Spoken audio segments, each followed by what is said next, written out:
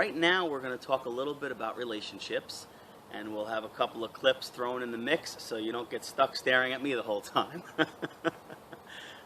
When you think about relationships you've had in your life, whether it was an intimate relationship on a romantic level or maybe a business relationship.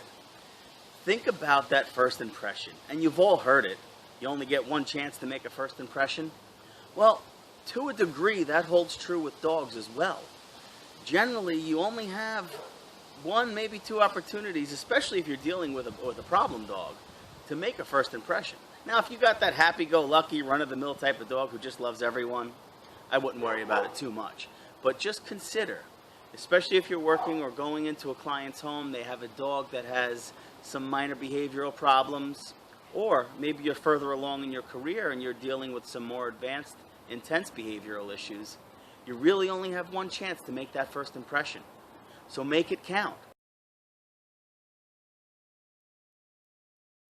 You have to nurture it.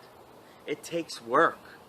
You have to consistently communicate, consistently put the effort in.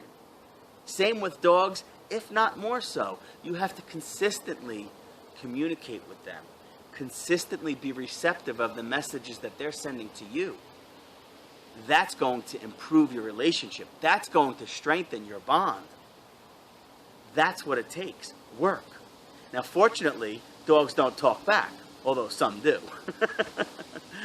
But you can create a new relationship on a daily basis with your dog just by being open to communicate. Be open to put in the little amount of effort it takes, because you know your dog is going to give it back to you tenfold, and you'll be rewarded for it.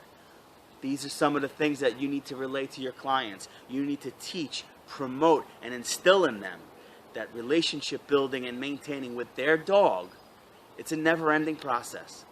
Sure, the dog is an adult and you've been doing it for a few years. Everyone stabilizes. They know where their place is. The relationship is sound, and it stays sound usually for the rest of the dog's life.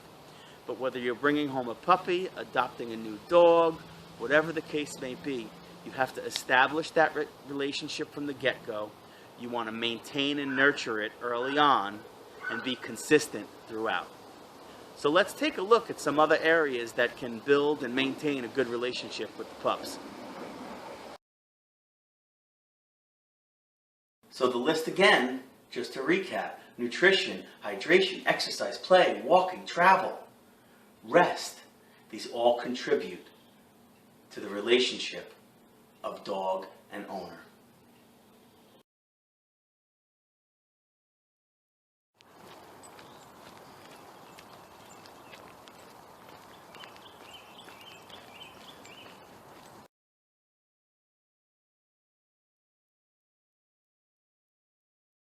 Oh, there absolutely is a difference between walking and exercise. Dogs have an innate desire to travel. They thrive when their mind is stimulated. Sure, walking will help expel some of the pent-up energy, the physical energy that they want to alleviate, but the act of traveling, sniffing, inspecting, gathering information on the walk, that stimulates them mentally.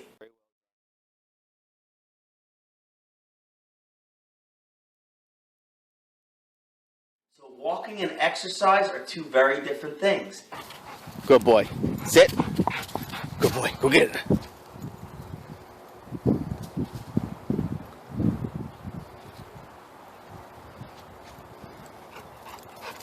Can they be one and the same? Yes, they can. But exercise is not walking, whereas walking can be exercise. Huge difference between the two. The yard dog who runs around all day in the same spot, whether it's a big yard or a little yard, is far less stimulated than the apartment dog that gets walked 3 or 4 times a day and around the neighborhood, maybe the dog parks or the local park.